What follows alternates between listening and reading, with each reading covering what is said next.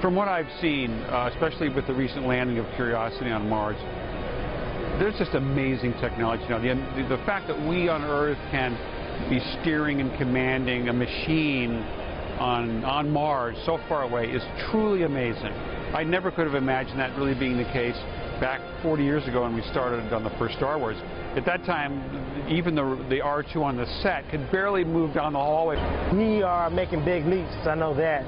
Just the fact that we landed on Mars is mind-boggling. Next thing you know, we're going to be putting people on Mars. And with R2-D2 going to Mars, you know, I'm pretty sure he could probably do a lot better of a survey than Curiosity, but that's like light years away. The development of robotics, of course, is a very exciting endeavor. R2-D2, of course, kind of paved the way, showing us that you could have a robot that you could talk to and instruct, and it can carry out your tasks in another place, in another world, perhaps.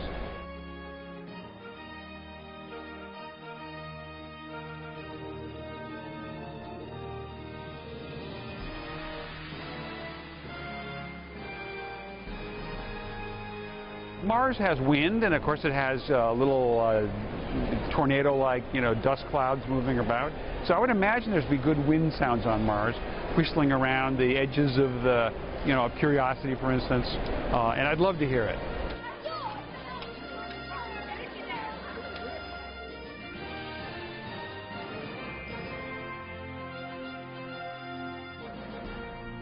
Indoor, definitely, because it's the forest planet. It would be a nice habitat. Maybe Tatooine, because then you can have like a beach, resort out there. You could probably do that.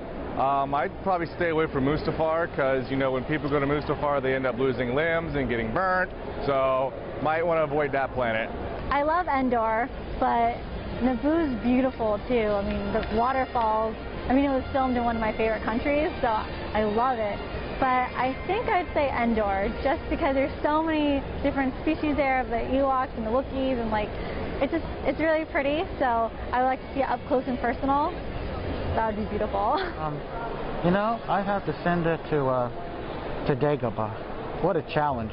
Swamp, mud, all kinds of junk everywhere. So yeah, that'd be fun.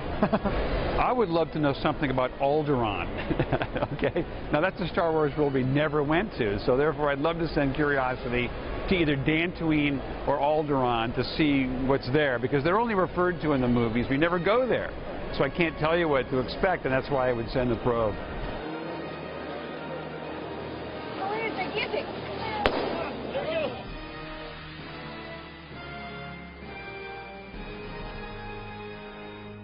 I think good science fiction motivates good science.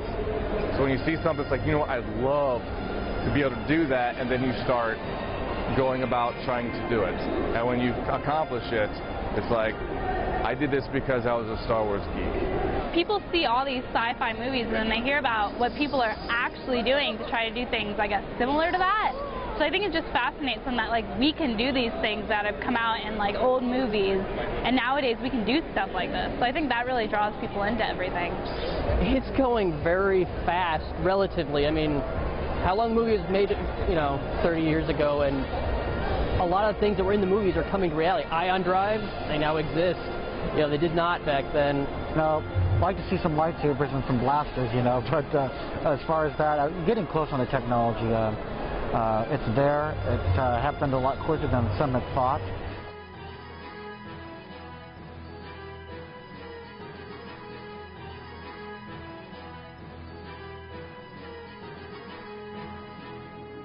Han Solo has the courage, but he's kind of reckless. So maybe Han. Impartial, I think the best astronaut would be the stormtroopers, because they're trained so much.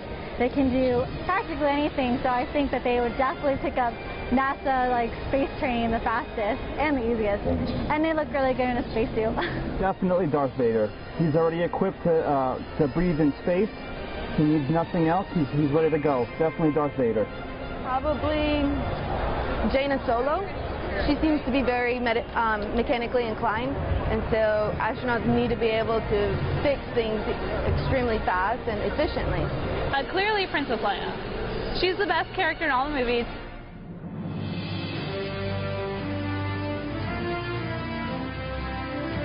Every step we seem to take gets us a little bit closer, and that's one of the things I found interesting about the Curiosity rover. It feels like we're finally getting out there back into space and getting closer to that dream of being able to explore our galaxy.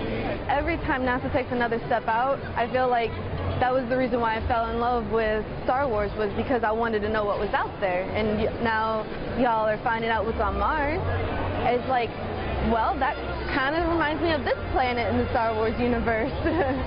I think it's because it's a big unknown. We really probably don't know a percentage of what's going on in the universe. It's just huge and it's endless.